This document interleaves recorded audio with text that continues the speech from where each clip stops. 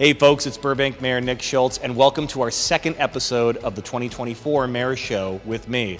Today we're going to be having an inside look at Burbank Police and Fire Headquarters. I'm going to be sitting down with Danny Alvarez, the Chief of Fire Services here in the city of Burbank, and Mike Albanese, the Chief of our Police Department. We're going to learn a little bit more about the career paths of each of these two amazing public servants, how these two agencies work collaboratively together, and the challenges and opportunities that lie ahead for both. So stay tuned, come back, and let's take a special look at some of what is happening right here at Burbank Police and Fire Headquarters.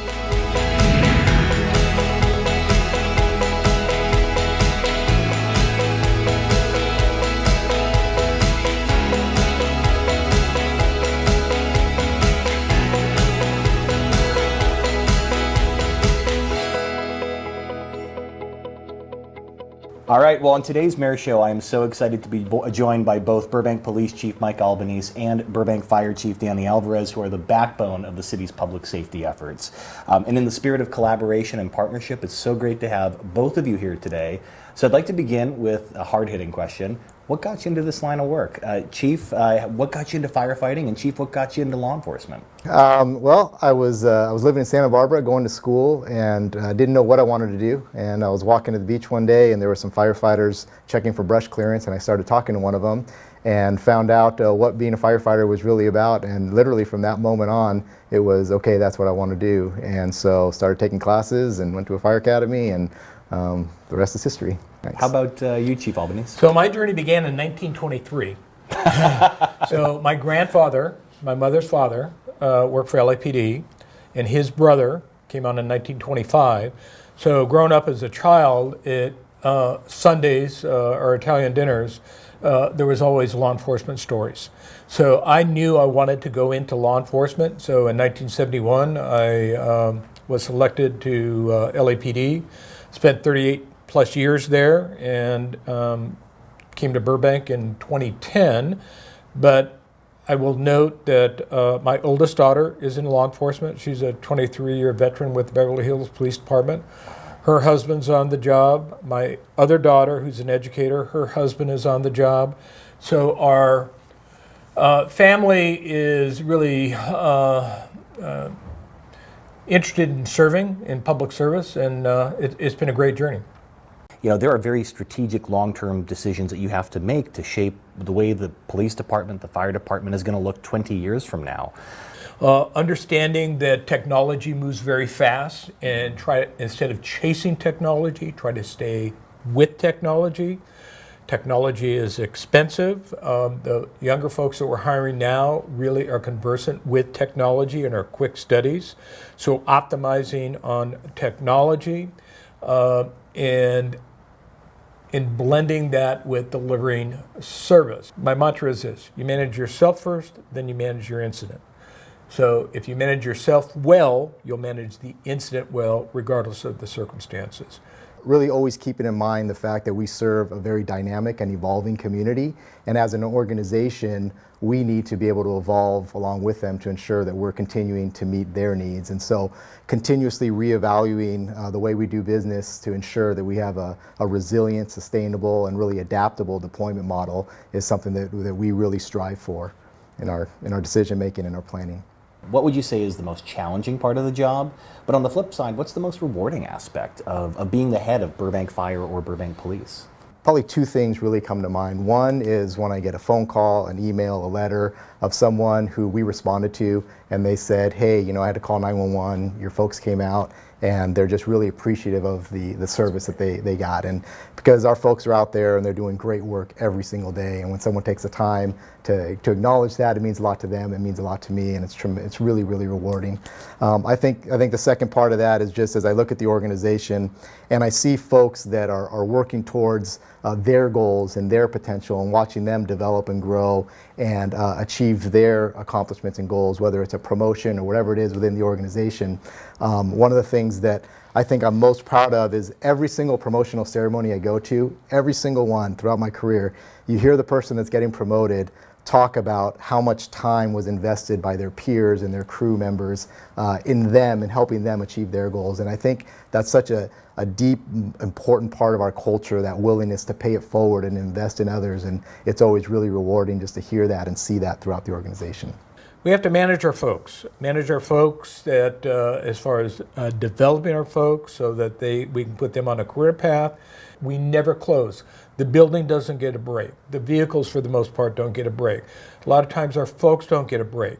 So it's understanding that and communicating that back to our folks, that I understand that. I understand what it's like to work 2, 3, 4 in the morning and then have to double back to court the following morning.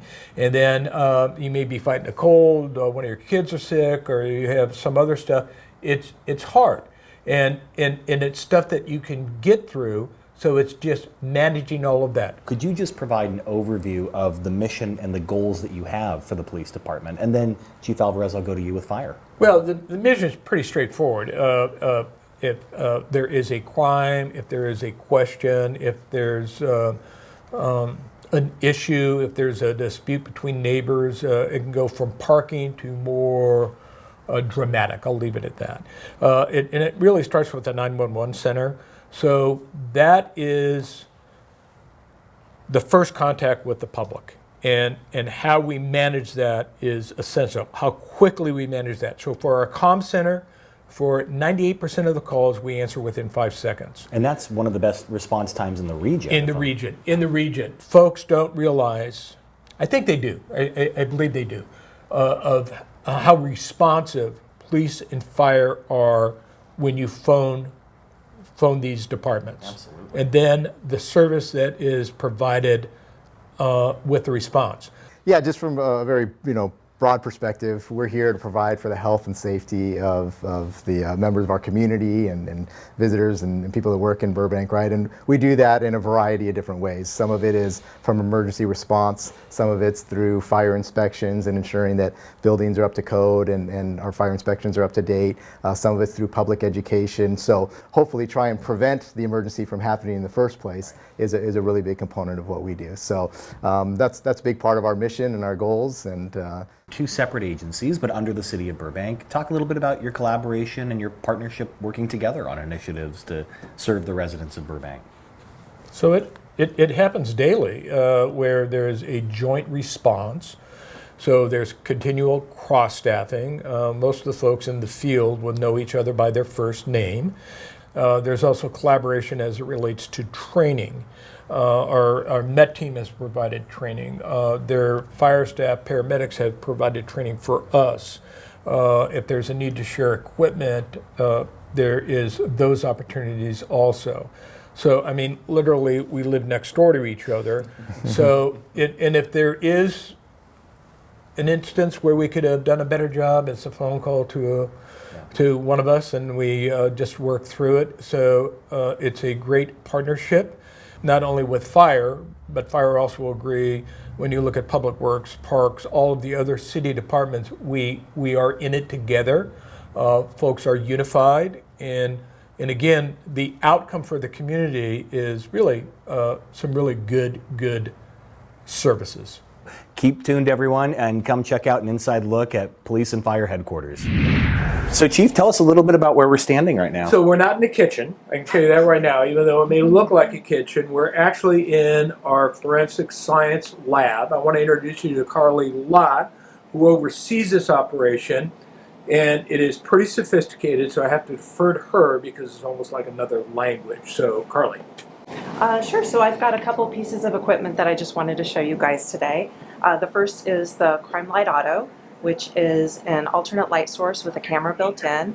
It's perfect for taking out to crime scenes, very portable. It has over 75 combinations of different filters and every light source under the spectrum that you can imagine. It helps us to find different types of evidence out in the field. And then back here we have our MVC Flex from Foster and Freeman. This is a cyanoacrylate fuming chamber. So this is good for processing items of evidence for latent prints. Now, Burbank Fire Department, if I'm not mistaken, it's Class 1 and accredited, and that's pretty rare, am I right? Yeah, actually, there's less than 2% of fire departments nationwide that are ISO Class 1 fire departments and accredited. And that's something that we're really proud of, and it's a really neat accomplishment. Let me ask, of course, a little bit about the equipment here today. So what can you tell us about this rig right over your shoulder? Sure. So this is a fire engine. A lot of times people get confused the difference between a fire engine and a fire truck. So this is a fire engine. It's the smaller one. It carries all our hose and water. And this is a fire truck. It doesn't have any hose or any water. They kind of serve different purposes. So for example, if they were to respond to a fire right now, the firefighters on the fire engine would deploy those hose lines and go to the interior of the structure to do search and rescue operations and fire suppression efforts. And the folks on the fire truck most likely would be going to the roof, and they would coordinate with the folks that are inside to cut a hole in the roof to ventilate the structure to make the conditions more tenable inside. So that is some of the differences between a fire engine and a fire truck. Folks, my time with Fire Chief Danny Alvarez and Police Chief Mike Albanese has come to an end, as our tour of Burbank Police and Fire Headquarters. But I want to thank both of those incredible public servants that we had a chance to learn more about, and I want to thank every person who's part of Burbank Police and Fire for your service to the community. If you want to learn more, I encourage you to reach out to each agency, ask about a ride-along, learn how you can volunteer and serve them as they serve all of us. Thank you all, and until next time, Burbank, stay safe, stay healthy, and have a good day.